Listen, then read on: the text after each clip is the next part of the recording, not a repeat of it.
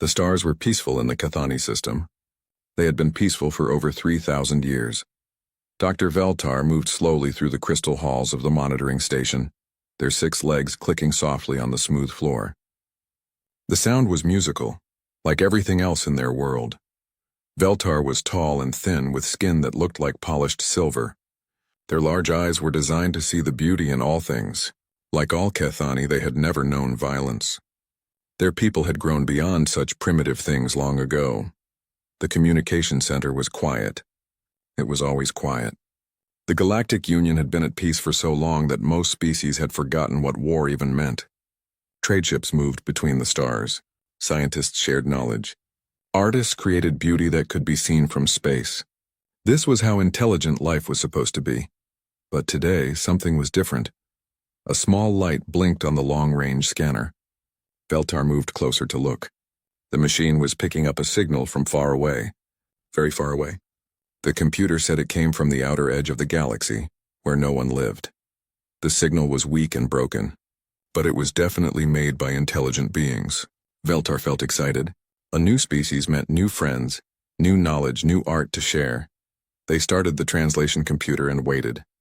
The machine was very advanced. It could understand any language given enough time.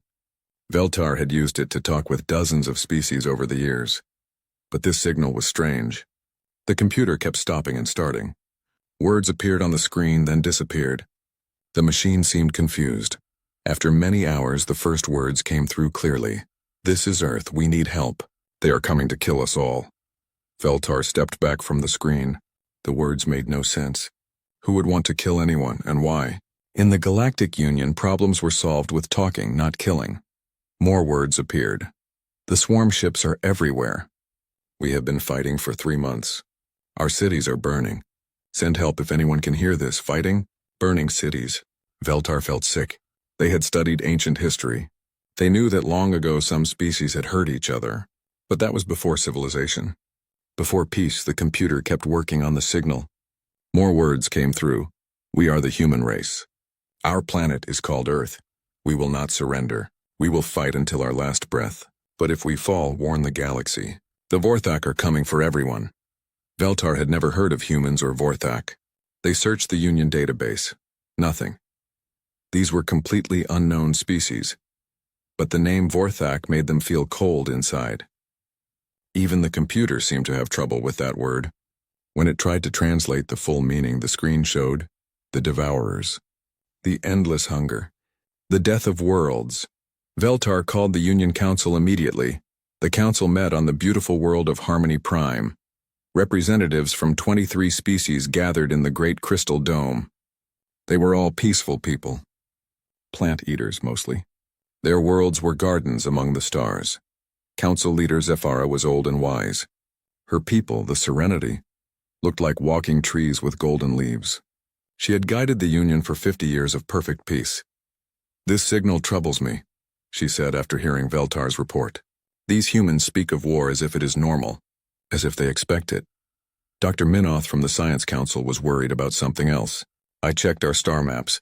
This Earth is in a region we marked as uninhabitable. The computer calls it a Class 12 death world." Gasps filled the council chamber.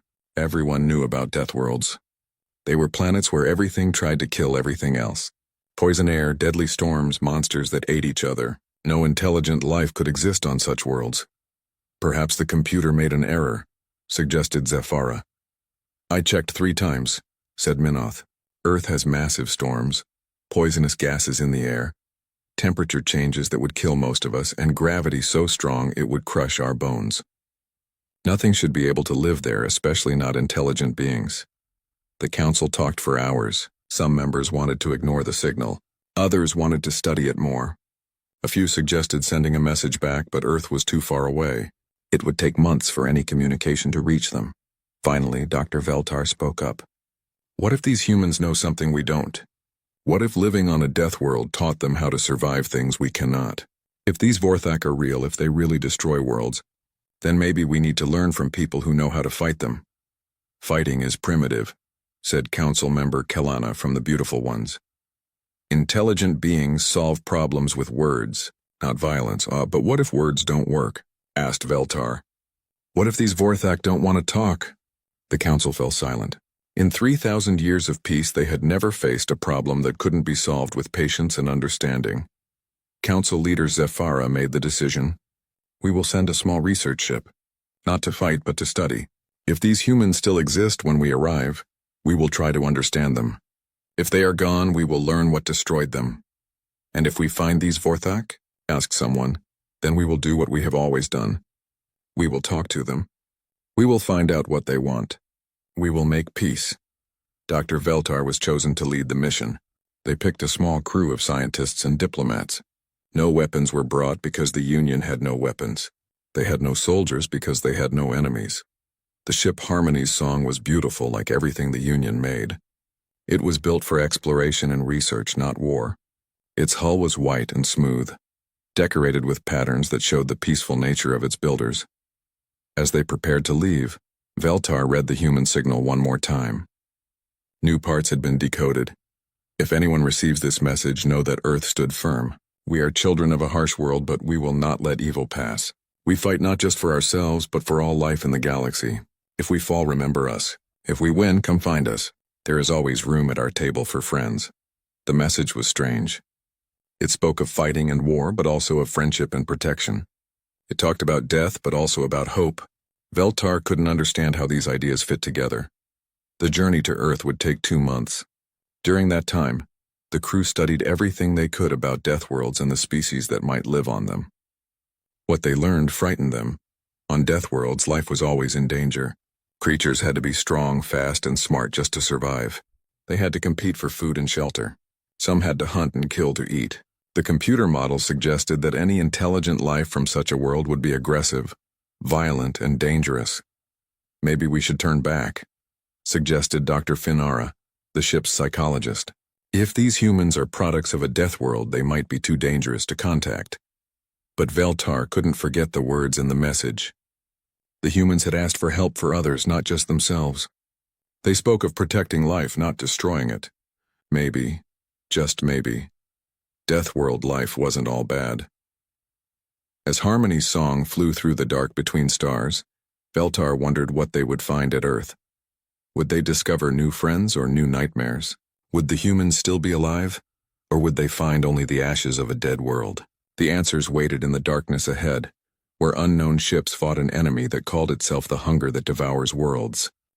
2 months later, Harmony's song dropped out of faster-than-light travel at the edge of the Earth system. What Dr. Veltar saw through the ship's sensors made their silver skin turn pale. The system was full of ships, but not the kind they knew. These vessels were dark and wrong. They looked like they had grown instead of being built. Long, twisted shapes with surfaces that seemed to pulse like living skin. The computer counted over 50 of them, each one larger than any Union ship. "Those must be the Vorthak," whispered Dr. Finara. "They look like diseases made into ships. But there were other ships, too. Smaller ones that moved fast and sharp between the alien monsters. These ships were clearly built by intelligent minds, but they were nothing like Union vessels. Where Union ships were smooth and beautiful, these were angular and hard. They bristled with things that could only be weapons. "Those must be the human ship," said Veltar. "They're still fighting." Captain Zilnara, a gentle being from the Peaceful Waters people, stared at the battle happening before them. "How are they still alive? Those Vorthak ships are 10 times larger." The crew watched in shock as a small human ship flew straight at one of the enormous alien vessels. Instead of firing from a safe distance like any sensible being would do, the human ship got closer and closer until it actually touched the enemy ship. "What are they doing?" gasped Dr. Finara. The answer came in a flash of light. The human ship exploded, taking a large piece of the Vorthak vessel with it. The alien ship spun away, badly damaged. "They killed themselves," whispered Captain Zilnara. "They flew their own ship into the enemy and died." "But why?" asked Veltar. "That makes no sense. Dead beings cannot fight anymore." Before anyone could answer, their communication system came alive. A voice spoke in the language they had learned from the distress signal. "Unknown vessel, this is Commander Sarah Chen of the Earth Defense Fleet. You're in a combat zone. Identify yourself or prepare to be fired upon." Dr. Veltar quickly activated the translation system. "This is Dr. Veltar of the Galactic Union research ship Harmony's Song. We received your distress call. We have come to help. There was a long silence. Then the human voice came back, but it sounded different, surprised. You came all this way because of our message? How many ships did you bring? Ships? We brought one ship. This ship. Another silence. Then something that sounded like laughter, but bitter. One ship. Well, I guess that's better than nothing. Can you fight? Fight? No, we don't fight. We are scientists and diplomats. We came to study the situation and perhaps negotiate with the Vorthak. Negotiate? The human voice was sharp now. Lady, these things don't negotiate, they eat. They consume everything living and move on to the next world. We've been fighting them for 3 months and talking isn't on their menu. Dr. Veltar felt confused. But surely all intelligent life can be reasoned with. Perhaps they simply don't understand that violence is wrong. This time the human definitely laughed, but it wasn't a happy sound. Tell you what, Doc, you try talking to them. We'll keep the bastards busy while you give it a shot. The human ship that had been speaking to them suddenly accelerated toward a group of Vorthak vessels. Veltar watched as weapons fired from both sides. The human ship was much smaller, but it moved like a living thing, dodging and weaving between enemy fire. Patch me through to the Vorthak, Veltar told their communications officer. Dr. Melona worked at the controls. I'm getting something, but it's not like any language I've ever heard. It's more like screaming. The sound that came through the speakers made everyone on the bridge feel sick. It wasn't words.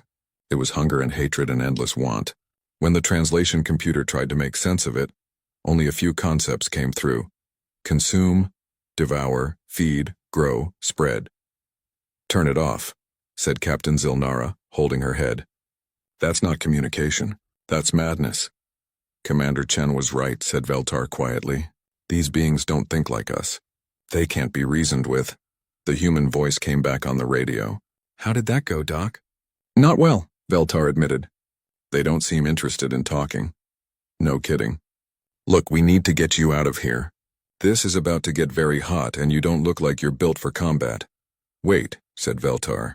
We want to understand. How are you fighting them? How are you still alive? You want the full tour? Fine, follow us but stay back, and try not to get eaten. The human ship led them to a larger vessel that was clearly a command ship. It was scarred and patched, showing signs of many battles. As Harmony Song docked with it, Veltar noticed that even the docking bay was different from anything they knew. Instead of the smooth, peaceful designs of Union ships, this place was built for efficiency and speed. Commander Sarah Chen met them at the airlock. She was smaller than Veltar had expected, but there was something about her that made the alien scientist step back. Her eyes were sharp and alert, constantly moving. Her body was tense, ready to move quickly. She looked like she expected danger at any moment. Welcome to the Defiant, she said. Sorry about the mess, but we've been a little busy. The ship was indeed messy by Union standards. The walls were covered with screens showing battle information. People moved quickly through the corridors carrying weapons and supplies. Everyone looked tired, but their eyes burned with something Veltar didn't recognize. You've been fighting for 3 months? Asked Dr. Finara. 3 months, 2 weeks, and 4 days, said Chen, but who's counting? How many of your people have died? Chen's face went hard. Too many. But we're still here and they're not taking Earth. She led them to a room where other humans were gathered around a large table covered with maps and charts. These humans all had the same look as Chen, tired but fierce. This is my command staff, Chen said. Colonel Martinez, our ground forces commander. Admiral Walsh, fleet operations. Dr. Patel, our science officer. Each human nodded at the aliens, but Veltar noticed that none of them fully relaxed. They kept watching the doors, listening to the sounds of the ship. They were ready for battle at any moment. We need to understand, said Veltar. How do you fight being so much larger than you? Colonel Martinez spoke up. He was a big human with scars on his face. We do what we've always done. We adapt. We use their size against them. What do you mean? Dr. Patel answered. She was smaller than the others, but her eyes were just as sharp. The Vorthak are powerful, but they're not smart in the way we are. They think like a hive. They don't expect individual initiative. We board their ships, said Admiral Walsh. We get inside and fight them in their own corridors. They don't know how to handle small, fast opponents who think for themselves. Veltar was horrified. You go inside their ships? Where they can surround you? Where they can't use their big guns, corrected Chen. Look, these things are used to overwhelming firepower in numbers. They've probably never faced anyone who was willing to get up close and personal. But that's so dangerous. You could die. The humans looked at each other. Then Chen spoke quietly. Doc, we're going to die anyway if we don't stop them here. They'll eat our world, then move on to the next one, and the next one after that. If dying means other worlds stay safe, then that's a price we're willing to pay. This was the moment Veltar began to understand. These humans weren't just fighting for themselves. They were fighting for everyone. They were willing to die to protect people they had never met. But there must be another way, said Dr. Finara. Violence is never the answer. Colonel Martinez laughed, but it wasn't cruel. Lady, sometimes violence is the only answer. When someone is trying to kill your family, you don't talk to them. You stop them. Family? Asked Veltar. Chen gestured toward a screen showing Earth. The planet was beautiful, blue and green and white. 7 billion people down there. My daughter is one of them. She's 8 years old and she likes to draw pictures of flowers. If the Vorthak get through us, she doesn't get to grow up. Veltar stared at the screen. 7 billion. The entire Galactic Union only had 3 billion people total across 23 worlds. You have 7 billion people on one planet? We breed fast, said Chen with a tired smile. Comes from living on a world that's trying to kill you. You learn to make the most of your time. An alarm sounded throughout the ship. Admiral Walsh looked at a screen and swore. Major attack incoming. 40 Vorthak ships heading straight for Earth. Chen turned to Veltar. You wanted to see how we fight? You're about to get a front row seat. The battle that followed changed everything Dr. Veltar thought they knew about war. From the bridge of the Defiant, Veltar watched as the human fleet moved to meet the Vorthak attack. The alien ships were massive, dark things that looked like floating nightmares. But the humans didn't run. They didn't try to negotiate. They flew straight toward certain death with what could only be called eagerness. All ships, this is Admiral Walsh, came the voice over the communication system. Remember the doctrine. Make them pay for every inch. No retreat, no surrender. Earth stands behind us. What is this doctrine they speak of? Asked Dr. Finara. Commander Chen looked at the alien scientist with something that might have been pity. The Death World Doctrine. It's how we survive when everyone else thinks we should be dead. On the main screen, the first wave of human ships hit the Vorthak formation. What Veltar saw made no sense by any military theory they knew. The humans didn't stay back and fire at long range. They flew directly into the enemy formation, weaving between the massive alien ships like tiny fish swimming around whales. They're getting too close, gasped Captain Zilnara. The Vorthak will destroy them. Watch, said Chen quietly. A human ship called the Rampart flew directly under one of the largest Vorthak vessels. Instead of firing at the heavy armor on top, it aimed all its weapons at the soft belly of the alien ship. Explosions rippled along the Vorthak's underside. But then the alien ship began to turn, bringing its own weapons to bear on the tiny human vessel. Veltar closed their eyes, expecting to see the Rampart destroyed. Instead, they heard Chen's voice. Rampart, you've got incoming. Execute Plan 7. Copy that, Admiral. Plan 7 it is. The Rampart didn't try to escape. Instead, it flew even closer to the Vorthak ship. So close that the alien's own weapons couldn't target it without hitting itself. Brilliant, whispered Dr. Patel. The Vorthak can't fire at close range without damaging their own ship. Then Veltar saw something that made their silver skin turn white. Human soldiers in spacesuits were leaving the Rampart and flying toward the Vorthak ship. They were going to board it. That's impossible, said Dr. Finara. No one can survive in open space like that. We can, said Colonel Martinez with pride. For a while anyway. Long enough to get the job done. The humans landed on the alien ship's hull and began cutting their way inside with tools that shot controlled fire. Within minutes, explosions began erupting from inside the Vorthak vessel. What are they doing in there? Asked Veltar. Finding the ship's brain, said Chen. Every Vorthak ship has a central control node. Destroy that and the whole ship goes dead. More human ships were executing similar attacks. They would get close, board the enemy vessels, and destroy them from the inside. It was insane by any logical standard, but it was working. But what about the humans who board the ships? Asked Veltar. How do they get back? Chen's face went hard. Some do, some don't. That's the price we pay. Dr. Finara looked horrified. You send your people to die? We send our people to fight, corrected Colonel Martinez. Death is a risk, not a goal. But if it takes my life to save 1 billion others, that's not even a choice. Veltar began to understand something terrible and beautiful. These humans valued their own lives, but they valued other lives more. They would die to protect strangers. It was the most alien concept the peaceful scientist had ever encountered. On the screen, a new wave of Vorthak ships appeared. But this time the aliens had learned. They were staying farther apart, making it harder for human ships to get close. "They're adapting," said Admiral Walsh, switching to Formation Delta. "What is Formation Delta?" asked Veltar. Chen smiled, and for the first time it wasn't a sad smile. "Something we learned from Earth's predators. Pack hunting." The human ships suddenly split into small groups. Each group targeted a single Vorthak vessel, attacking from different directions at once. The aliens couldn't defend against attacks coming from all sides. But what really shocked Veltar was what happened when one of the human ships was damaged. Instead of retreating to safety, the other ships in its pack moved to protect it. They formed a wall of their own bodies between the wounded ship and the enemy. "They're protecting each other," whispered Dr. Finn Ara. "Pack loyalty," said Dr. Patel. "We don't leave anyone behind if we can help it.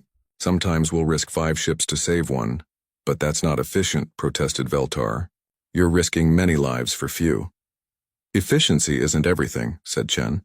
"Morale is. Trust is.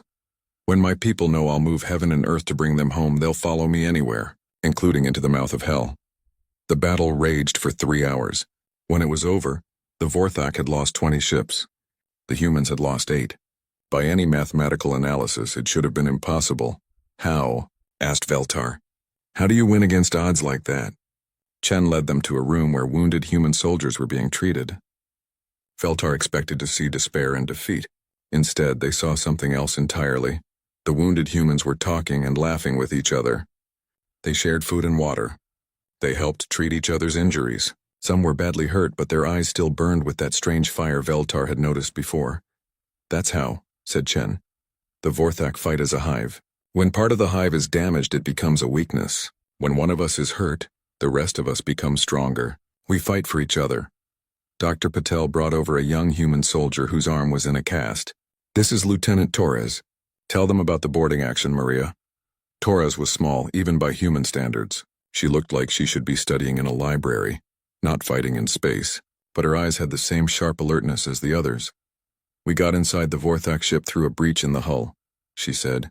"The interior was like a nightmare. Dark, wet, covered in things that looked like growing organs.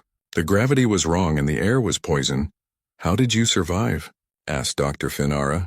Torres held up a device that covered her nose and mouth. "Environmental suit and combat drugs. The drugs help us function in conditions that would kill us normally." "Combat drugs?" Dr. Patel explained. "Chemical compounds that enhance human performance under stress. They increase strength, speed, and pain tolerance. They also suppress fear." Veltar was shocked. "You use chemicals to make yourselves less afraid."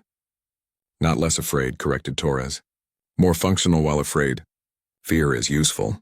It keeps you alive, but sometimes you need to act despite being afraid."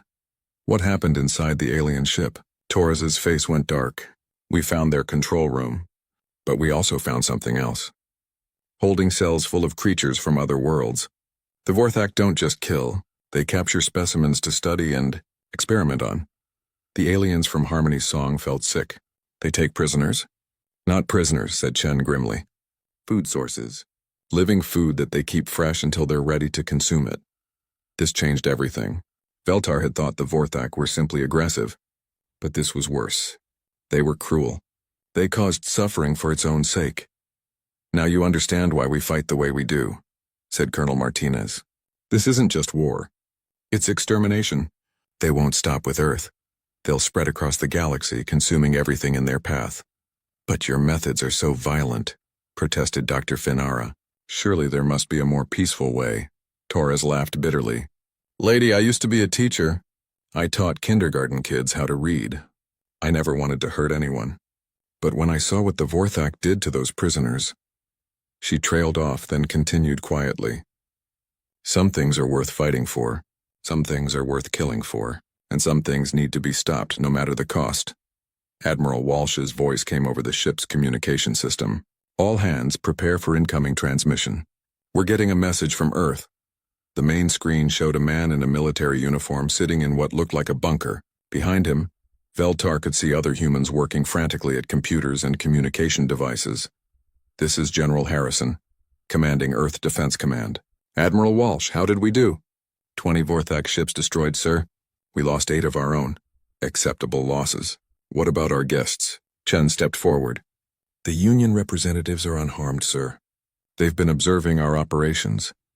General Harrison looked directly at the camera, and Veltar felt those sharp human eyes studying them across space. Dr. Veltar, I presume? I hope you've learned something useful today. We have learned much, General Harrison, but we still do not understand how you maintain morale when you suffer such losses. Harrison smiled, but it was the same sad smile Veltar had seen on other human faces. Doctor, let me show you something. The screen changed to show a view of Earth from space. The planet was beautiful, but Veltar could see the scars of war. Dark spots where cities had been attacked, smoke rising from damaged areas. But there were also lights. Millions and millions of lights showing where people still lived and hoped. 7 billion people, Doctor. My wife is down there somewhere, probably helping to treat wounded soldiers. My son is 13 and he's been volunteering to carry messages between shelters. Every person on this planet knows that if we fail, they die. Not just die, they get eaten alive by monsters from the dark. The general paused, then continued. You ask how we maintain morale? We remember what we're fighting for. We remember that every minute we hold them back is another minute for children to grow. 3 days after the battle, everything changed. Dr. Veltar was in the medical bay of the Defiant, watching human doctors treat wounded soldiers.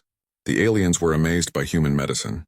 Where Union healing focused on comfort and slow recovery, human medicine was designed for speed and function.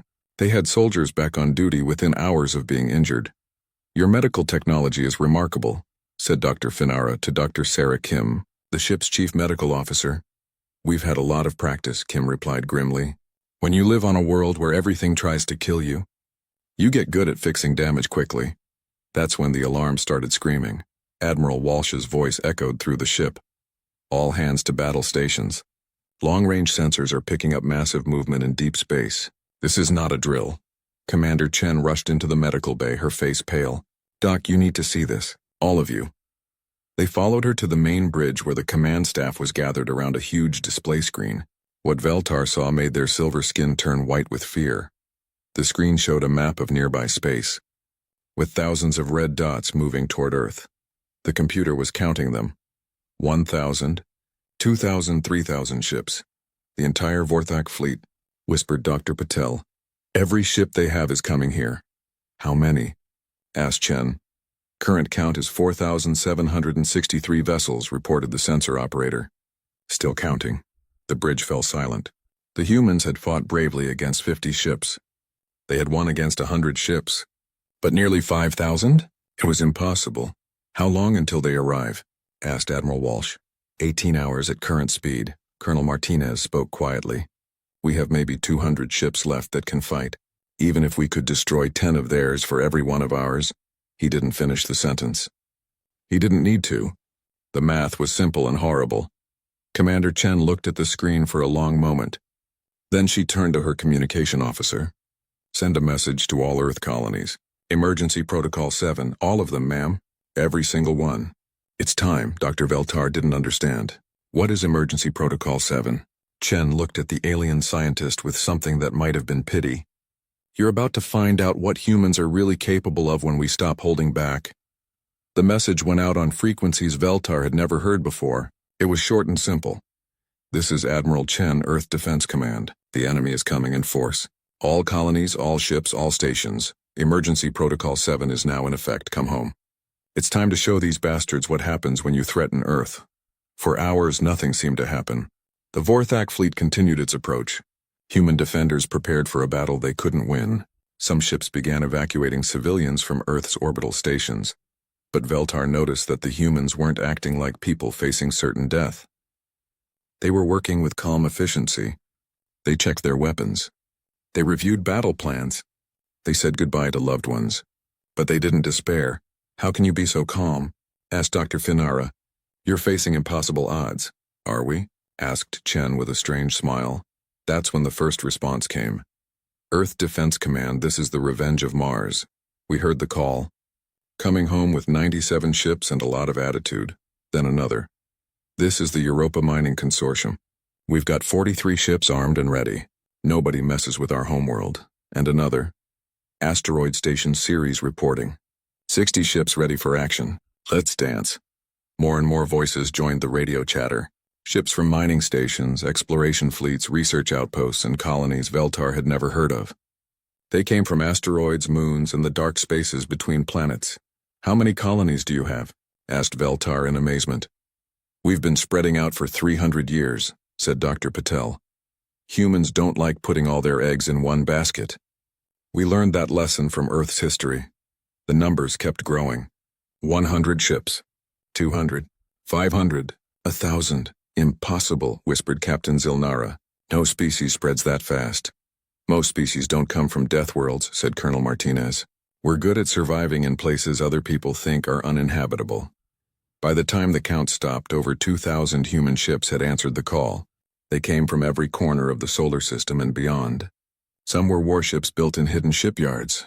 Others were converted mining vessels and cargo haulers. All of them were crewed by humans who had grown up in the harsh environments of space. Admiral Walsh studied the tactical display. It's still not enough. They outnumber us more than 2 to 1. Numbers aren't everything, said Chen. Remember what we learned fighting the first wave. The Vorthak think like a hive. They don't expect individual initiative. We're going to use that against them. She turned to the communication system. All ships, this is Admiral Chen. You know what they've done. You know what they plan to do. Today we don't just fight for Earth. We fight for every world that comes after us. Make them remember this day. Make them regret ever hearing the name human. The response came back from 2,000 ships. Understood, Admiral. Let's make them pay. The Vorthak fleet arrived exactly on schedule. They came out of faster-than-light travel in a massive formation that blocked out the stars. Their ships were even more horrible up close, living nightmares of dark. Metal and pulsing flesh, but they weren't expecting what they found waiting for them. The human fleet was spread out across the entire system. Ships hid behind asteroids in the shadows of moons and in the dark between planets. When the Vorthak began their approach to Earth, humans attacked from everywhere at once. All ships execute Operation Death World, ordered Admiral Chen. What followed wasn't a battle. It was a masterpiece of coordinated violence. Human ships appeared from hiding spots throughout the system, hitting the Vorthak fleet from dozens of directions. But these weren't the desperate defenders the aliens expected. These were void-born humans who had spent their entire lives in space. They flew their ships like extensions of their own bodies. The Revenge of Mars led a squadron of mining ships against the Vorthak left flank. Their cutting tools, designed to slice through asteroids, proved devastatingly effective against alien armor. Ships from the outer colonies used tactics no civilized species would consider. They flew through fields of space debris, using chunks of rock and metal as shields and weapons. They hid in the shadows of planets, striking without warning. They're fighting like pirates, observed Dr. Finara. They're fighting like humans, corrected Chen. The Europa fleet demonstrated something called ice mining techniques. They used their ships' cargo holds to collect chunks of ice, then fired them at Vorthak ships at incredible speeds. The ice hit like massive bullets, punching holes in alien hulls. But the most shocking moment came when a group of research ships approached a cluster of Vorthak vessels. Instead of firing weapons, they released clouds of what looked like glitter. What are they doing? Asked Veltar. Dr. Patel was grinning. Nanobots. Self-replicating machines designed for asteroid mining. They're programmed to break down metal and organic compounds. The effect was immediate and horrible. The nanobots swarmed over the Vorthak ships, eating through their hulls like acid. Within minutes, the massive alien vessels were falling apart. That's biological warfare, protested Dr. Finara. No, said Chen coldly. That's extermination. There's a difference. The Vorthak tried to adapt, but they couldn't. They were used to fighting opponents who followed rules, who had limits, who could be reasoned with or intimidated. The humans followed no rules except victory. They couldn't be reasoned with because they had already decided the Vorthak were evil. They couldn't be intimidated because they had chosen to fight regardless of the cost. Ship after ship of the alien fleet fell to human tactics that no sane species would use. Ramming attacks where humans flew their ships directly into enemy vessels. Boarding actions in the vacuum of space. Suicide runs where damaged ships flew into enemy formations and detonated their reactors. They're all insane, whispered Captain Zilnara. No, said Veltar quietly. They're all heroes. The turning point came when Admiral Walsh led a massive assault on the Vorthak command ship. It was a monster the size of a small moon, protected by dozens of escort vessels. Any rational commander would have avoided it. Walsh flew straight at it with 300 ships. The battle around the command ship was the most vicious of the war. Human ships were destroyed by the dozens, but they kept coming. They flew through walls of enemy fire. They rammed escort ships. They boarded the command vessel from every direction. And finally, Admiral Walsh's ship, the Indomitable, reached the command ship's core. His last transmission was simple. Tell my wife I kept my promise. The Indomitable detonated its reactor inside the Vorthak command ship. The explosion was visible from Earth. With their command ship destroyed, the Vorthak fleet began to fall apart. Without central coordination, they became easy targets for human pack tactics. When the battle ended 12 hours later, the space around Earth was filled with wreckage. Of the nearly 5,000 Vorthak ships that had attacked, fewer than 50 escaped. The 6 months after the Battle of Earth, Dr. Veltar stood in the Great Council Chamber on Harmony Prime. The crystal dome that had once housed only peaceful discussions now echoed with heated debate. The topic was simple: what to do about the humans. The war was over. The Vorthak had been completely destroyed. Not a single alien ship remained in known space. For the first time in galactic history, an aggressive species had been totally eliminated. The Union didn't know whether to celebrate or hide. They're too dangerous, declared Council Member Kalana from the Beautiful Ones. Any species that can destroy the Vorthak so completely could destroy us just as easily, but they saved us, protested Dr. Minoth from the Science Council. Without the humans, the Vorthak would have spread across the galaxy. We all would have died. Council leader Zephyra raised her hand for silence. Dr. Veltar, you spent the most time with them. What is your assessment? Veltar looked around the chamber at the representatives of 23 peaceful species. They were all afraid. The humans had shown them something they had forgotten existed: the power of controlled violence. They are dangerous, Veltar said carefully, but not to us. I watched them fight. I saw them die to protect strangers. I heard them speak of their children and their hopes for peace.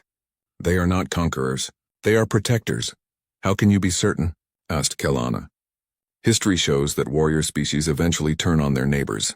Because I asked them, said Veltar. Yesterday I received a communication from Commander Chen. The humans want to address the council. Gasps filled the chamber. No one had expected this. The humans had been silent since the battle, rebuilding their fleet and tending to their wounded. Most council members had hoped they would simply go away. What do they want? Asked Zephyra, to make an offer. 3 days later, Commander Sarah Chen arrived at Harmony Prime with a small escort of human ships. The vessels were clean and polished, but Veltar could still see the scars of battle on their hulls. The humans were making a statement. They came in peace, but they remembered war. Chen looked different than she had during the fighting. She was still alert and strong, but the desperate edge was gone. She wore a formal uniform instead of battle gear. When she smiled, it reached her eyes. Dr. Veltar, she said as she stepped off her ship. Good to see you again. Thank you for arranging this meeting. The council is nervous about speaking with you. Chen laughed, but it was a warm sound now instead of bitter. I don't blame them. We probably looked pretty scary 6 months ago. You looked like demons from the old stories. Good, that's what we wanted the Vorthak to think. But today I hope we can look like something else. The council chamber had been modified for the human delegation. The atmosphere was adjusted for their breathing needs. The gravity was increased to match Earth normal. Even so, many council members looked uncomfortable as Chen and her team entered. Chen stood before the assembled representatives and bowed in the human manner. Honored Council, I am Commander Sarah Chen of Earth. I speak for all humanity when I say we are grateful for this opportunity. Council Leader Zephyra spoke carefully. Commander Chen, your species has demonstrated remarkable military capability. The Council wishes to understand your intentions regarding the Galactic Union. That's why I'm here, said Chen, to make you an offer, and to ask for something in return. What do you want from us? Asked Kalana suspiciously. Friendship, said Chen simply. Trade, cultural exchange, the chance to learn from your sciences and arts. We've spent so long fighting that we've forgotten how to build beautiful things. The council members looked confused. This wasn't what they had expected from a warrior species. And what do you offer in return? Asked Dr. Minoth. Chen's expression became serious. Protection. We offer to be your guardians. The chamber erupted in nervous whispers. Guardian was a concept that hadn't existed in Union space for thousands of years. Explain, said Zafara. Chen activated a holographic display that showed the galaxy. For 3,000 years, you've built a wonderful civilization. Art, science, philosophy, trade. You've created something beautiful among the stars. But beauty needs protection. She pointed to various areas on the map. There are threats out there.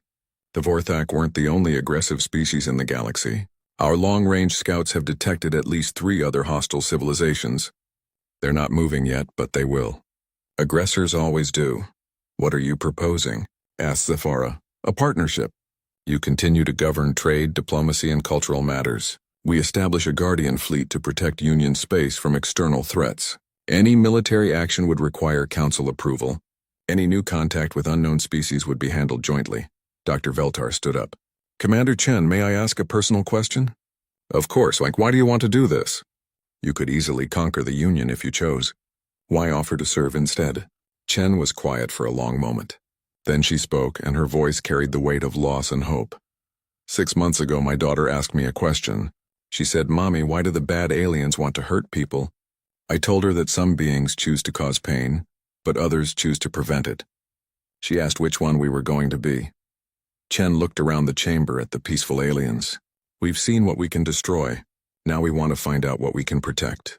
We want to be the kind of people our children can be proud of. But violence is wrong, protested Kelana. Surely there are peaceful solutions to these problems. Colonel Martinez, who had come with Chen's delegation, spoke up. Ma'am, with respect, that's what the Vorthak were counting on. They knew you wouldn't fight back. That made you easy prey. There are beings in this galaxy who only understand strength, added Dr. Patel. We can be that strength, used in service of your values instead of against them. Council leader Zafara considered the proposal. What guarantees do we have that you won't turn this power against us? Chen smiled. None except our word. But I can tell you this, we've learned something from you. Before meeting the Union, humans thought all aliens were either enemies or potential enemies. You showed us that some beings choose cooperation over conflict. You gave us something to aspire to. She gestured to Dr. Veltar. Your people taught us that strength without wisdom is just destruction. We want to combine our strength with your wisdom. We want to build something neither of us could create alone. The debate continued for 3 days. Some council members remained opposed to any military alliance. Others worried about setting a precedent. But eventually a consensus emerged. Dr. Veltar cast the deciding vote. The humans saved us once. Perhaps it's time to trust them to do it again. The Guardian Accords were signed 1 month later. The humans established a fleet dedicated to protecting Union space. The first Guardian station was built at the edge of known territory, where human ships could watch for threats while Union scientists studied distant stars. The arrangement wasn't perfect. Cultural differences led to misunderstandings. Some species remained afraid of their new protectors. Some humans chafed at the restrictions placed on their military actions, but it worked. 2 years later, when the hegemony of Razak invaded Union space with a fleet of conquest, they met the Guardian fleet at the border. The battle was brief and decisive. The humans had learned from fighting the Vorthak. They were faster, stronger, and more ruthless than any enemy the galaxy had seen. But what surprised everyone was what happened after the battle. Instead of destroying the defeated hegemony ships, the humans offered their crews a choice: return home and never threaten Union space again, or face complete destruction. The hegemony chose to retreat. Word spread quickly that the Union was no longer defenseless. Other aggressive species began to avoid Union territory. Dr. Veltar, now serving as the Union's liaison to the Guardian fleet, watched the change with fascination. The galaxy was becoming a safer place, not through the elimination of violence, but through the careful application of it. The humans had kept their word. They protected without conquering. They served without ruling. And slowly, they began to change. Human children grew up on Union worlds, learning alien languages and customs. Human artists collaborated with Union masters to create new forms of beauty. Human scientists worked alongside alien researchers to unlock the secrets of the universe. In return, the Union learned that courage came in many forms. They discovered that sometimes protecting the innocent required difficult choices. They found that peace was not the absence of conflict, but the presence of those willing to fight for what was right. 5 years after first contact, Dr. Veltar stood in the garden of New Harmony Station, watching human and alien children play together. The human children were learning Union Harmony songs. The alien children were playing human games that involved strategy and friendly competition. Commander Chen, now Admiral Chen, joined Veltar by the fountain. "Penny for your thoughts?" she said, using a human expression the alien had learned to appreciate. "I was thinking about change," said Veltar.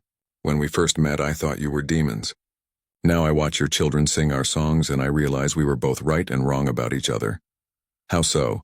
"You are capable of terrible violence, but you choose to use it in service of beauty and peace. We are dedicated to harmony and understanding, but we learned."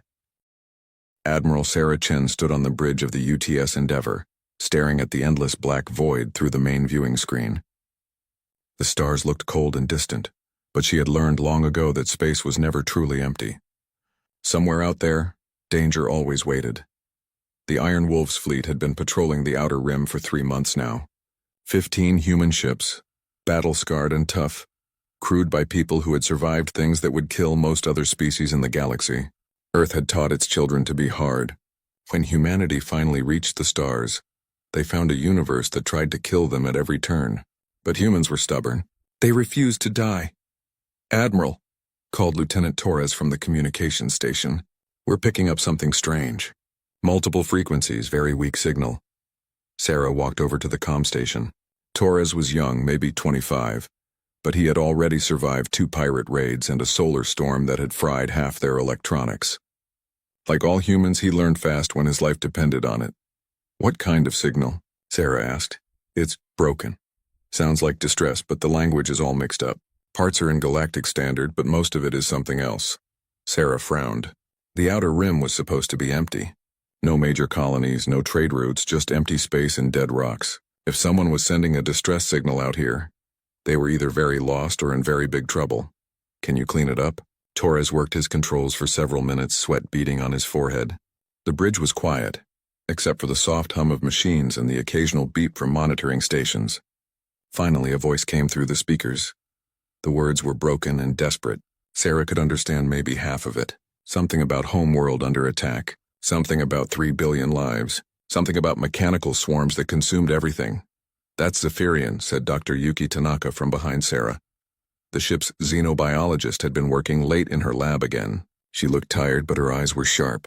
"I recognize the language patterns," Sarah nodded. She knew about the Zephyrians. Peaceful plant eaters who lived on garden worlds and spent their time growing beautiful cities out of living trees. They were famous throughout the galaxy for their biotechnology and their complete lack of weapons. They had never fought a war in their entire recorded history. "What are they saying?" Sarah asked. Dr. Tanaka listened carefully as Torres played the message again. Her face grew pale. "They're begging for help. Their homeworld is under attack by something called the Ravager Swarm. They say their defenses are failing and they have no weapons to fight back." Ravager Swarm? Sarah had never heard the name before, but it sounded like trouble. "Wait, there's more," Dr. Tanaka said.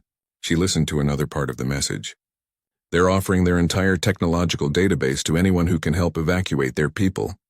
"Admiral, they're talking about 3 billion civilians." Sarah felt a cold weight settle in her stomach. 3 billion people. The Zephyrians were known to be gentle and kind. They had helped human colonies before, sharing their medical knowledge and agricultural techniques. They asked for nothing in return except friendship. "How far?" Sarah asked. "Computing now," said Navigator Jackson. His fingers danced over his controls. Jackson was an old-timer, 40 years in space, and his math was always perfect. 6 days at maximum burn, Admiral, 6 days. Sarah closed her eyes and did the math in her head. If the Zephyrians were calling for help, their situation was already desperate. 6 days might be too long, but it might also be just enough time to do something useful. "Commander Rodriguez," Sarah called to her second-in-command. What's our current supply situation? Rodriguez pulled up the data on his screen. He was a thin, nervous man who worried about everything, which made him excellent at logistics. Ammunition at 80%. Food and water for 4 months. Fuel for 3 weeks of normal operations, maybe 2 weeks if we push hard. And the rest of the fleet? Similar levels across all ships. The Marines are ready for deployment, and engineering reports all ships are battle-ready. Sarah looked around the bridge. Her crew was watching her, waiting for orders. These people had followed her through hell before. They had fought pirates, hostile aliens, and the vacuum of space itself. They trusted her to make the right call. But this was different. The Zephyrians weren't asking for a fight. They were asking for rescue. 3 billion people who had never hurt anyone, who spent their lives making the galaxy a more beautiful place. "Sir," said Torres quietly. The signal just cut out. Nothing but static now, that decided it. Static meant the worst had probably happened. But sometimes the worst was just the beginning of something else. "All ships, this is Admiral Chen," Sarah said into her comm. "Set course for the Zephyrian home system. Maximum burn. This is not a drill." Commander Rodriguez looked worried. "Admiral, with respect, if their defenses have failed, we might be flying into a situation we can't handle." "We don't know anything about this Ravager swarm." Sarah nodded. Rodriguez was right to be cautious. That's why she kept him around. But sometimes caution wasn't enough. "Maybe we can't save 3 billion people," Sarah said. "But maybe we can save some of them. And maybe we can make whoever did this pay for it." Dr. Tanaka stepped forward. "Admiral, I should mention something. The Zephyrians, their biotechnology is the most advanced in the galaxy. If we could somehow combine their knowledge with our weapons technology—" She didn't finish the sentence, but Sarah understood. "The Zephyrians could grow living ships, create biological computers, and heal injuries that would cripple other species for life. Humans, on the other hand, were very good at breaking things and making weapons out of whatever they could find." "First things first," Sarah said. "We need to see what's left when we get there. Torres, send a message to Earth Command. Tell them we're responding to a distress call and might be out of contact for a while." "Yes, sir." "Jackson, plot the fastest course. I don't care if it's dangerous." "Admiral," Jackson said with a grim smile, "when has that ever stopped us?" The bridge crew laughed, but it was a dark sound. They all knew what they were flying toward. In 6 days, they would either find a dead system full of wreckage or they would find something worse. Something that had destroyed a peaceful civilization of 3 billion people. But they were human. They had been born on a world that tried to kill them every day. They had survived ice ages, plagues, wars, and disasters that would have ended any other species. When they finally reached the stars, they found that space was just another environment trying to kill them. And like always, they refused to die quietly. The Iron Wolves fleet turned toward the Zephyrian system and began to accelerate. Behind them, the familiar stars grew smaller. Ahead of them waited the unknown. Sarah stood on her bridge and watched the stars change color as their speed increased. In 6 days, they would learn what it meant to be human in a galaxy full of predators. They would learn if their reputation as Deathworlders was enough to make a difference. She hoped it would be. For the sake of 3 billion people who had never learned to fight, she hoped it would be enough. The Iron Wolves fleet burned through space faster than any sane crew would attempt. The acceleration pressed everyone into their seats with crushing force. Normal humans would have passed out or died from the stress. But the crews of the Iron Wolves were not normal humans. They were the children of Earth, bred for survival in the worst conditions the universe could offer. In the mess hall of the UTS Endeavor, Marines sat eating their rations while the ship shook around them. The artificial gravity fluctuated as the engines pushed beyond safe limits. Ordinary species would have been thrown around like toys, but the humans just braced themselves and kept eating. "This is insane," muttered Private Garcia, trying to keep his food on his tray as the ship lurched. "We're going to shake apart before we even get there." Sergeant Williams, a woman with scars across her face from a plasma burn, grinned at him. "What's the matter, Garcia? Getting soft? This is nothing compared to the time we had to ride out that solar storm near Proxima." Colonel Rex Morrison walked into the mess hall and the Marines fell silent. Morrison was a big man, built like a tank with gray hair and eyes that had seen too much combat. He had been fighting pirates and hostile aliens for 15 years, and he was still alive. In the Marines, that made him practically a legend. "Listen up," Morrison said, his voice cutting through the noise of the straining engines. "I just got the briefing from the Admiral. What we're heading into is worse than we thought. He activated a holographic display in the center of the room. Images appeared showing massive dark ships, swarms of smaller fighters, and planets stripped bare of all life. This is what intelligence managed to piece together from intercepted transmissions. Morrison continued. The Ravager swarm. They've hit 17 systems in the past 2 years. Each time they consume everything. Plants, animals, buildings, people. They turn it all into raw materials to build more ships. The Marines studied the images with professional interest. They had seen horror before, but this was different. This was systematic extinction on a massive scale. How many ships are we talking about? Asked Corporal Kim. Thousands. Maybe tens of thousands. Their dreadnoughts are the size of cities. Their fighter swarms number in the millions. Morrison paused, letting that sink in. And they've never encountered meaningful resistance. Until now, said Sergeant Williams. Morrison nodded. Until now? The Zephyrians never developed weapons technology. They're pacifists. They don't even understand the concept of war, but they're not helpless.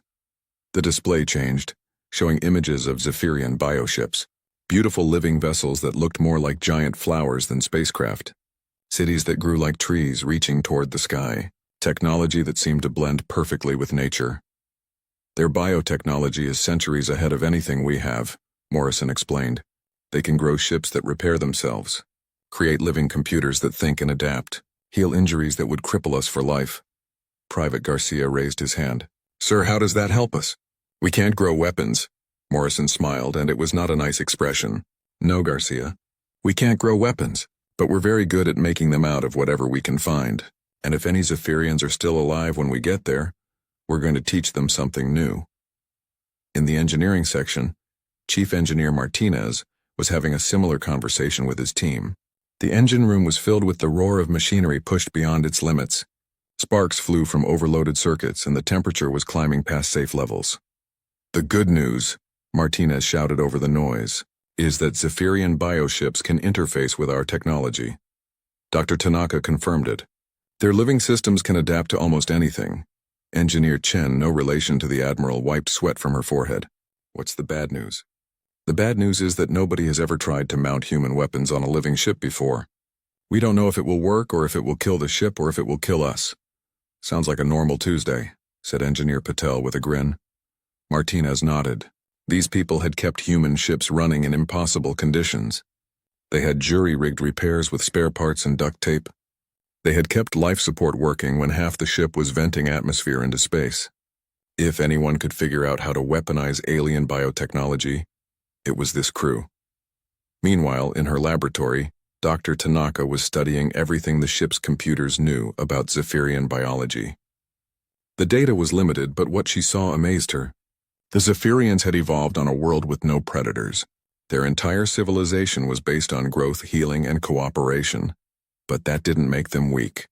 It just made them specialized for a different kind of survival. Computer, show me the genetic compatibility analysis, she said. Data flowed across her screens. What she saw made her stop and stare. The analysis was almost impossible, but the numbers didn't lie. Zephyrian neural systems were compatible with human technology interfaces. Not just compatible, they were almost perfectly designed to work together. It was as if evolution had prepared both species for this moment. Dr. Tanaka activated her comm. Admiral, I need to speak with you immediately. I found something important. On the bridge, Admiral Chen was studying tactical displays when Dr. Tanaka arrived. The scientist looked excited and terrified at the same time. Admiral, the compatibility analysis is complete. Humans and Zephyrians. We can interface directly with their bioships. Our neural patterns can control their living systems. Sarah looked up from her displays. Explain. Think of it this way, Dr. Tanaka said. The Zephyrians create ships that think and grow and heal themselves. But they've never needed to think about combat tactics or weapon systems. Humans, on the other hand, have been fighting for survival since we climbed out of the caves. You're saying we could pilot their ships? More than that. We could teach their ships to fight. Combine their biological advantages with our tactical knowledge. Create something that's never existed before. Admiral Chen was quiet for a long moment, thinking. Outside the view screen, stars streaked past as the fleet continued its desperate race toward the Zephyrian system. How long do we have before we arrive? She asked. "43 hours," reported Navigator Jackson. "Dr. Tanaka, I want you to work with Colonel Morrison and Chief Martinez. Start planning how this could work. Assume we find surviving Zephyrians who are willing to try something completely insane." "Admiral," said Commander Rodriguez carefully, "are we really considering teaching pacifists how to fight?" Sarah nodded. "Sometimes, Rodriguez, survival requires learning new things. The Zephyrians have spent their entire history growing and healing and creating beautiful things. But right now, beauty isn't enough. They need to learn that sometimes you have to destroy one thing to protect another." She turned back to the tactical displays. The information they had intercepted painted a clear picture. The Ravager swarm wasn't just expanding randomly. They were moving in a pattern, fleeing something even worse that was coming from the galactic core. "Computer, project the swarm's movement pattern," she ordered. The display showed a spreading wave of destruction moving outward from the center of the galaxy. At the current rate, it would reach the major human colonies within 5 years. "My God," whispered Rodriguez. "They're not just attacking the Zephyrians. They're running from something." Sarah nodded grimly. "And we're standing right in their path. The Zephyrians aren't just asking for rescue. They're asking us to make a stand that could determine the fate of the entire galaxy." The bridge was silent except for the sound of straining engines and overworked systems. Every person there understood what that meant. They weren't just racing to save 3 billion peaceful aliens. They were racing to stop a wave of destruction that could consume everything they had ever cared about. But they were human. Their entire species had been shaped by adversity, forged by challenges that would have destroyed other civilizations. They had learned to turn every disadvantage into a weapon, every weakness into strength, and now they were going to teach a species of pacifists to do the same. The Iron Wolves fleet dropped out of hyperspace and immediately wished they hadn't. The Zephyrian home system was dying. 3 beautiful garden worlds that had once been covered in living cities now looked like rotting corpses. Massive dark ships, each one the size of a human city, hung in orbit like vultures. Smaller vessels swarmed between them, moving in perfect coordination as they stripped everything useful from the planets below. "Jesus Christ," whispered Navigator Jackson. Admiral Chen stood frozen on the bridge, staring at the destruction. She had seen war before, had witnessed the aftermath of pirate raids and orbital bombardments. But this was something else entirely. This was systematic genocide on a scale that defied imagination. "Sensor report," she said, forcing her voice to stay steady. 57 large vessels, approximately 2,000 smaller craft, reported Lieutenant Torres. They're harvesting the planets, Admiral, taking apart the surface layer by layer. On the main screen, they could see the process in horrible detail. The Ravager ships had deployed massive mechanical arms that reached down to the planet's surface. Where they touched, the beautiful bio-cities simply dissolved, turning into streams of raw material that flowed up into the waiting ships. "Any signs of Zephyrian resistance?" Chen asked. "Negative, Admiral. A few bioships are trying to evacuate civilians, but they're being hunted down by fighter squadrons. They have no weapons, no shields. They're just running." Dr. Tanaka stepped forward, her face pale. "Admiral, at this rate of consumption, the planets will be completely stripped within 6 hours. There will be nothing left. No atmosphere, no surface, just bare rock. And the Zephyrians? The bioships can't carry many people. Maybe a few thousand have escaped, out of 3 billion. Admiral Chen felt a cold rage building in her chest. The Zephyrians were gentle creatures who had never hurt anyone. They had spent their entire civilization creating beauty, healing the sick and making the galaxy a better place. And now they were being exterminated like insects. "Communications, open a channel to all Ravager vessels," she ordered. Torres looked surprised. "Admiral?" "Do it." The channel opened. Chen could hear strange clicking and whirring, sounds of the mechanical communication of the swarm. She spoke clearly and calmly into the microphone. "This is Admiral Sarah Chen of the Terran Deep Space Fleet. You will cease your attack on the Zephyrian population immediately, and withdraw from this system." The clicking stopped. For a moment there was silence. Then a voice answered, mechanical and emotionless. "Unknown organic vessel.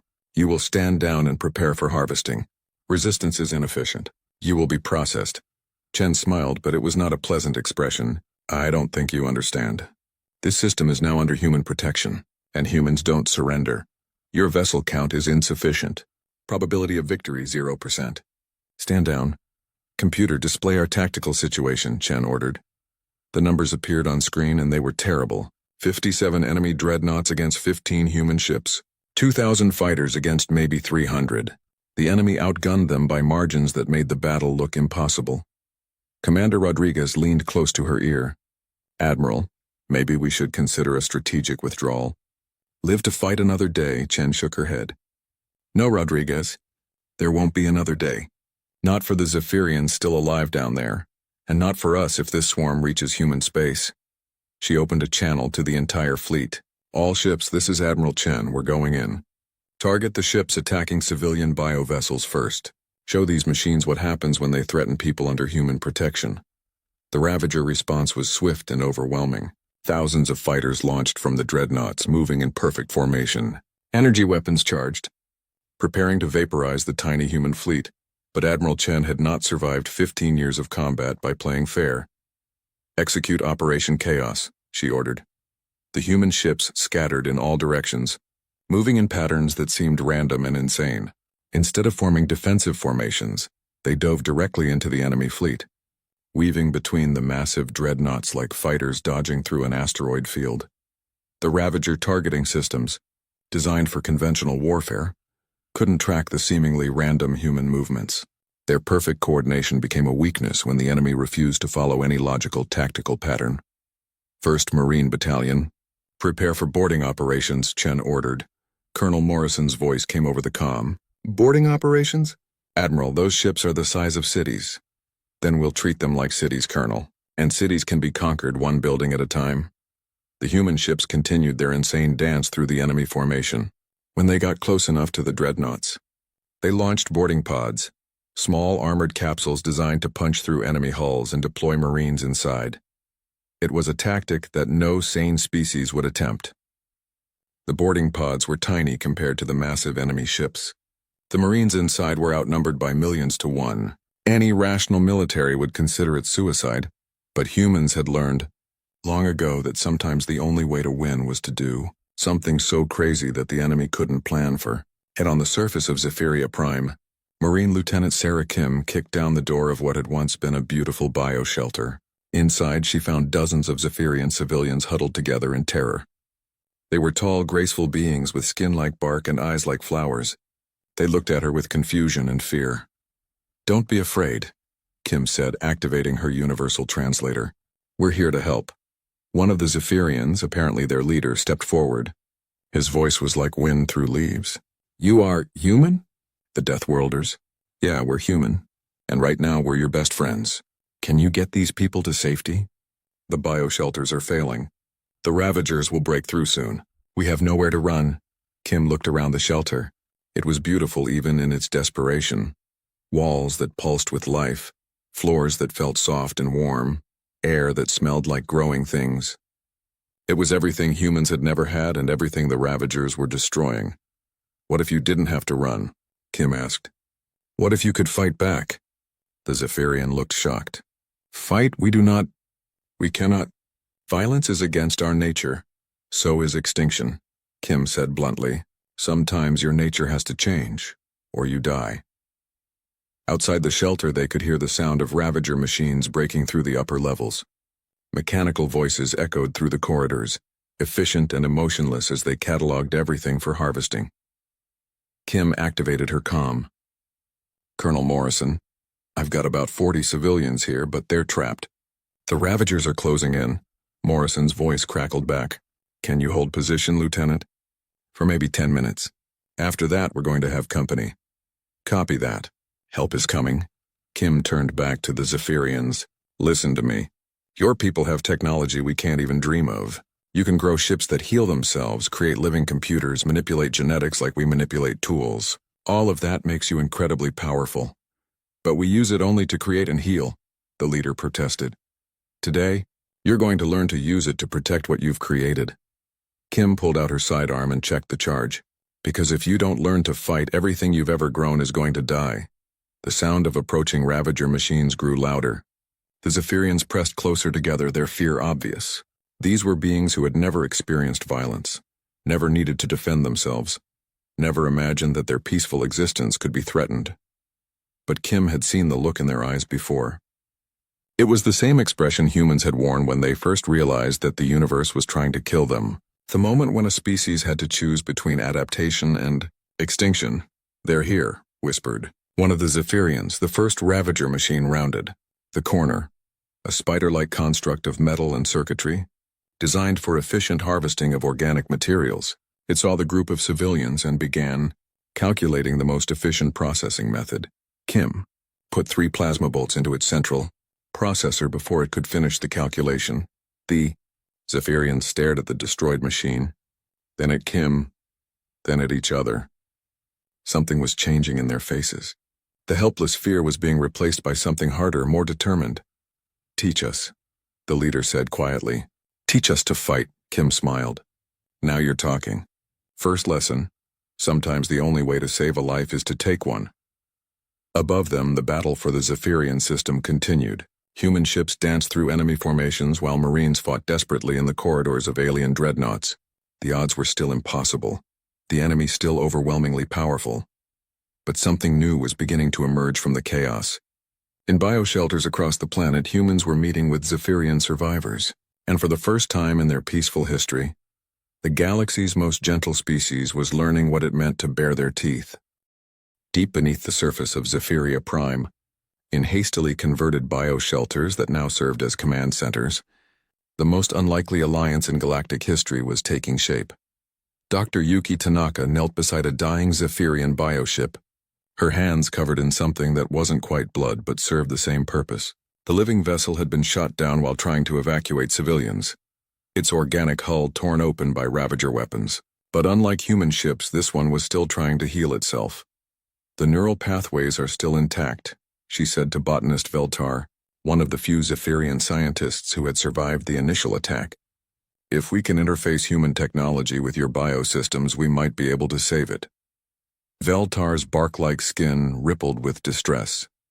"To interfere with a living ship's natural processes, it feels wrong, like surgery without consent." "Sometimes," Dr. Tanaka said gently, "surgery is the only way to save a life. And right now, this ship might be the key to saving your entire species." Above them, they could hear the distant sounds of battle. Human Marines and Zephyrian civilians working together to hold defensive positions against Ravager assault teams. It was a desperate fight, but it was buying them time. Dr. Tanaka carefully inserted a human neural interface into the bioship's exposed control center. The ship shuddered, its surface rippling with what looked like pain. Then suddenly it began to glow with soft bioluminescent patterns. "It's working," breathed Veltar. "The ship is accepting the interface, but something is changing." On her scanner, Dr. Tanaka could see the ship's biological systems adapting in real time. The organic computers were learning to process human tactical data. The living hull was growing new structures that looked suspiciously like weapon mounts. "It's not just accepting our technology," she said in amazement. "It's improving on it. The ship is figuring out how to be a weapon while still being alive." In another part of the underground complex, Chief Engineer Martinez was having the discovery of his lifetime. The Zephyrian engineer he was working with, a being called Rootsinger, had just shown him something that defied everything he knew about technology. "You mean the ship grows its own replacement parts?" Martinez asked for the 3rd time. "Of course," Rootsinger replied, his voice like rustling leaves. "Why would you build something that cannot heal itself? That is like creating a creature without the ability to breathe." Martinez stared at the bioship components spread before him. Living metal that could repair itself. Organic circuits that grew stronger when damaged. Biological computers that learned and adapted without programming. "Back home, when something breaks, we fix it with spare parts or we throw it away," he said slowly. "But your ships, they fix themselves. They get better every time they're hurt." "Yes. But they have never needed to hurt others. They know only how to create and maintain and heal." Martinez grinned.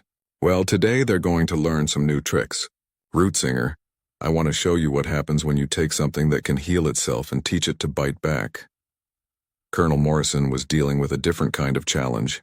In the main command chamber, surrounded by wounded Marines and traumatized Zephyrian civilians, he was trying to explain concepts that the aliens had never needed to understand. Defense is not just about protecting yourself. he said to a group of Zephyrian leaders. It's about making sure the other guy can't hurt anyone else. Elder Branchwalker, the oldest surviving member of the Zephyrian Council, shook his head sadly. But to deliberately cause harm, it goes against everything we are. Everything we have built our civilization upon. I understand, Morrison said, but look around you. Your civilization is dying because you never learned to defend it. Sometimes being peaceful means being prepared to fight for peace. A young Zephyrian named Thornzinger spoke up. The humans are right, Elder. I watched my family garden get dissolved by the machines. They turned centuries of careful growth into raw materials in minutes. If being peaceful means letting that happen, then maybe peace is not enough. Elder Branchwalker looked around the chamber. Everywhere he looked, he saw the fruits of Ravager efficiency. Beautiful biotechnology torn apart. Ancient living structures reduced to base elements. Generations of artistic growth wiped out in hours. What would you have us do? He asked Morrison. Learn to be gardeners with teeth, Morrison replied. Learn to protect what you've grown. And learn to make sure that anyone who tries to destroy it regrets the attempt. The breakthrough came from an unexpected source. A young Zephyrian named Bloomtender had been working with Dr. Tanaka on the Bioship Interface project. Unlike the older Zephyrians, Bloomtender seemed to adapt quickly to human concepts. I think I understand now, Bloomtender said suddenly. You humans, you think of conflict as natural, like weather or growth or death. It is simply another force to adapt to. That's right, Dr. Tanaka said. On Earth, everything was always trying to kill us. Predators, diseases, natural disasters, other humans. We learned to survive by becoming very good at fighting back. And now you want to teach us the same adaptation? Yes. But you have advantages we never had. Your technology is alive. It can learn and grow and change in ways our machines never could. Bloomtender was quiet for a moment, thinking. Then he placed his hands on the modified bioship's control surface. The ship responded immediately, its bioluminescent patterns shifting to match his thoughts. Show me, he said. Show me how to make beauty that bites. The first hybrid vessel launched 6 hours later. It looked like nothing that had ever existed before. A living ship that combined Zephyrian biotechnology with human weapon systems. Its hull rippled with organic muscle and sinew, but mounted human plasma cannons that could swivel and fire independently. Its brain was a fusion of biological computer and human tactical AI. Admiral Chen watched from the bridge of the Endeavour as the hybrid ship engaged a Ravager fighter squadron. The enemy machines moved in perfect formation, their tactics efficient and predictable. The bioship moved like a living creature, flowing around their attacks and striking back with weapons that seemed to anticipate their movements. It's learning, reported Lieutenant Torres with amazement. Every time they shoot at it, it gets better at dodging. Every time it shoots back, its aim improves. The bioship destroyed 3 Ravager fighters in the first engagement, then 5 in the second. By the third encounter, it was moving through their formations like a predator among prey. Admiral, came Bloomtender's voice over the comm. This is extraordinary. The ship does not just follow orders. It understands them. It wants to protect its creators. Other hybrid ships were launching now. Each one was different, shaped by the personality and needs of its Zephyrian pilot. Some were sleek and fast, others were heavily armored. All of them moved with a grace that human ships couldn't match and fought with a viciousness that Zephyrian vessels had never possessed. But the real breakthrough came when Elder Branchwalker himself took control of a modified bioship. The ancient Zephyrian had been reluctant to embrace violence, but when he saw Ravager machines attacking a fleeing civilian transport, something fundamental changed in his nature. Harmony must be protected, he said quietly, his voice carrying over the fleet communications. Growth must be defended. If that requires conflict, then we will learn conflict. The bioship under his control transformed, its surface flowing like liquid as it grew new weapon systems in real time. It engaged a Ravager dreadnought, a ship 100 times its size, and began systematically tearing it apart. How is he doing that? Asked Commander Rodriguez. Dr. Tanaka checked her readings. The ship is adapting its structure to exploit weaknesses in the Ravager design. It's growing through their armor, disrupting their systems from the inside. It's not just fighting them, it's infecting them. The tide of battle was beginning to turn. The Ravager swarm, designed to overwhelm enemies with superior numbers and coordination, had no defense against weapons that adapted in real time. Their mechanical precision became a liability when facing opponents that could change their tactics moment by moment. But Admiral Chen knew this was just the beginning. Even with the hybrid ships, they were still vastly outnumbered. The real test would come when the Ravagers adapted their own tactics to counter the new threat. "All ships, this is Admiral Chen," she broadcast to the combined human-Zephyrian fleet. "Phase 1 is complete. We've shown them that we can fight. Now we're going to show them what happens when gardeners go to war." The response came from both human and Zephyrian crews, united now in purpose, if not in nature. They had learned to combine human aggression with Zephyrian adaptability. They had created something that neither species could have achieved alone. And deep in the bioship's living computers, new thoughts were forming. Thoughts about protection and growth and the terrible beauty of necessary violence. The ships were learning not just to fight, but to want to fight for the things they had been created to protect. The galaxy's most peaceful species was discovering what it meant to have fangs. And they were finding that they liked the feeling. The Ravager swarm had conquered 17 star systems without encountering meaningful resistance. Their mechanical minds had cataloged every possible form of defense, analyzed every known military tactic, and developed counters for all conceivable threats they had not planned for. Bioships that phased through their shields like they were made of water. Admiral Chen watched from the bridge of the Endeavor as Elder Branchwalker's hybrid vessel simply flowed through the energy barriers protecting a Ravager dreadnought.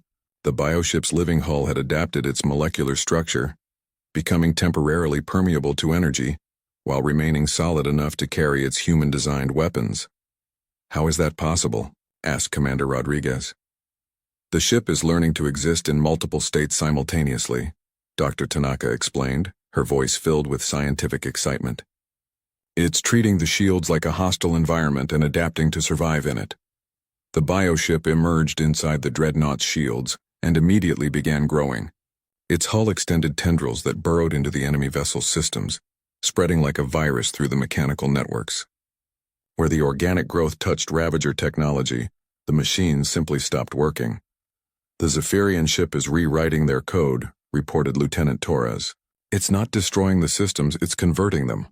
Admiral Chen activated her comm. "Elder Branchwalker, what's your status?" The ancient Zephyrian's voice came back calm and strangely satisfied. "The machine ship fights its conversion, but biological systems are more adaptable than mechanical ones. It will serve the cause of growth soon." On the tactical display, they could see the Ravager dreadnought's status changing from hostile to neutral to something else entirely. The massive ship was still there, but it was no longer moving in formation with the swarm. Instead, it had begun attacking its former allies. "The bioship converted the entire dreadnought," Rodriguez said in amazement. "It turned an enemy capital ship into an ally in less than 10 minutes. The effect rippled through the Ravager formation. Their coordination, their greatest strength, became their greatest weaknesses. Converted ships began transmitting false orders and corrupted data throughout the swarm's network." Colonel Morrison's voice crackled over the comm from his position on the planet's surface. "Admiral, you need to see this. The Zephyrians down here, they're changing." Chen activated the surface feed and immediately understood what Morrison meant. The surviving Zephyrian civilians had emerged from their shelters and were working together in ways she had never seen before. They moved with purpose and efficiency, but also with something that looked disturbingly like hunger. "They're not just defending anymore," Morrison continued. "They're hunting. They've organized into groups and they're actively seeking out Ravager ground forces." On screen, Chen could see a group of Zephyrians surrounding a Ravager harvesting machine. But instead of attacking it with weapons, they were touching it with their bare hands. Where they touched, the machine's metal surface began to change, becoming organic, growing, adapting. "They're converting the machines directly," Dr. Tanaka breathed, "using their biological manipulation abilities to rewrite Ravager technology at the cellular level."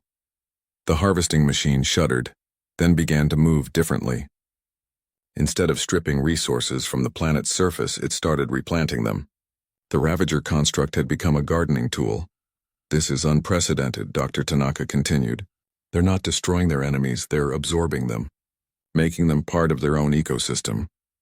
Bloom Tender's voice came over the comm from his hybrid bioship. "Dr. Tanaka, we are learning things about ourselves that we never knew." The capacity for conflict was always within us. We simply never had reason to discover it. And now that you have, now we understand that true growth requires the ability to defend what you have grown. And sometimes the best defense is to make your enemies into your allies. The battle was turning into something beyond a military engagement. It was becoming an ecosystem clash between two fundamentally different approaches to existence. The Ravagers sought to consume and convert everything into mechanical uniformity. The Zephyrians, guided by human tactical knowledge, sought to adapt and convert everything into biological diversity. And the Zephyrians were winning. Admiral Chen watched as more bioships emerged from the planet's surface. These weren't the gentle transport vessels the Zephyrians had used before. These were predators, grown specifically for war, shaped by minds that had learned to think like hunters. "Admiral," came a new voice over the comm. It was Thornzinger, the young Zephyrian who had lost his family garden to the Ravagers. "I have a proposal." "Go ahead, Thornzinger. The swarm is running from something worse, yes? Something from the galactic core that even they fear. That's what our intelligence suggests. Then we should not simply defeat them here. We should convert them, make them our allies, use their numbers and their technology to prepare for what is coming." Chen felt a chill run down her spine. The young Zephyrian was thinking on a scale that dwarfed the current battle. He wasn't just planning to win, he was planning to build an army. "That's ambitious," she said carefully. "Admiral," Thornzinger continued, "my people have learned much from yours. We have learned that growth requires protection, that protection sometimes requires violence, and that violence can be a tool of creation as well as destruction. But we have also learned something else." "What's that?" "We have learned to be patient, to think in terms of decades and centuries instead of moments. The threat from the galactic core will reach human space eventually.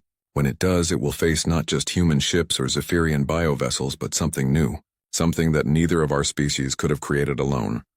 On the tactical display, the remaining Ravager ships were attempting to retreat, but the bioships were pursuing them with relentless efficiency. Each captured vessel was quickly converted, its mechanical systems rewritten to serve biological imperatives. "They're not just winning," Commander Rodriguez observed. "They're recruiting." Dr. Tanaka's readings confirmed what they could all see. The conversion process is accelerating. Each converted ship becomes more efficient at converting others. It's exponential growth. Elder Branchwalker's voice came over the general comm channel, addressing all ships in the combined fleet. "Children of Earth and children of Zephyria, today we have learned that there are many ways to grow. Sometimes growth requires reaching toward the light. Sometimes it requires reaching into the darkness and bringing the light with you." The last Ravager dreadnought in the system transmitted a final message before its conversion was complete. The mechanical voice was distorted, mixing electronic precision with organic adaptability. "This is not possible. Biological systems cannot achieve this level of coordination. This level of evolution." Bloom Tender responded from his bioship. "You are correct. Biological systems alone could not achieve this. Neither could mechanical systems alone. But together, guided by those who have learned to survive on death worlds, we become something new." Admiral Chen looked around her bridge. Her human crew was staring at the displays with mixtures of amazement and concern. They had come here to rescue refugees. Instead, they had helped create a new form of life that combined the best aspects of three different approaches to existence. "Admiral," said Veltar from the planet's surface, "the Ravagers' databases are intact. We now have access to their star charts, their technology, and their intelligence on the threat from the galactic core." "What does it show?" "Something vast. Something old.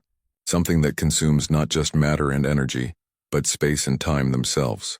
The Ravagers were fleeing from it, but they were never going to escape. They were simply delaying the inevitable. And now? Now we have time to prepare. Time to grow. Time to teach others what we have learned here." The battle for the Zephyrian system was over, but Admiral Chen realized that something much larger was just beginning. The conversion of the Ravager fleet had given them not just ships and technology, but knowledge of threats that spanned the galaxy. "Communications," she ordered. "Send a message to Earth Command and to every human colony. Tell them that humanity has found its role in the galaxy." "What should I tell them, Admiral?" Chen looked at the tactical display, where bioships and converted Ravager vessels were already beginning to modify themselves for long-range travel. The Zephyrians were preparing to take their new philosophy of protective growth to other worlds. Other species that might need to learn the same lessons. Tell them that we're no longer just explorers or traders or warriors. We're teachers. We teach survival to those who need to learn it. We teach adaptation to those who have become stagnant. And we teach cooperation to those who have forgotten that the universe is too dangerous to face alone. 6 months later, reports began reaching Earth of strange alliances forming throughout the galaxy. Peaceful species were learning to defend themselves. Aggressive species were learning to cooperate. And everywhere these changes occurred, there were rumors of ships that seemed to be alive, guided by crews that included humans and beings that had once been pacifists.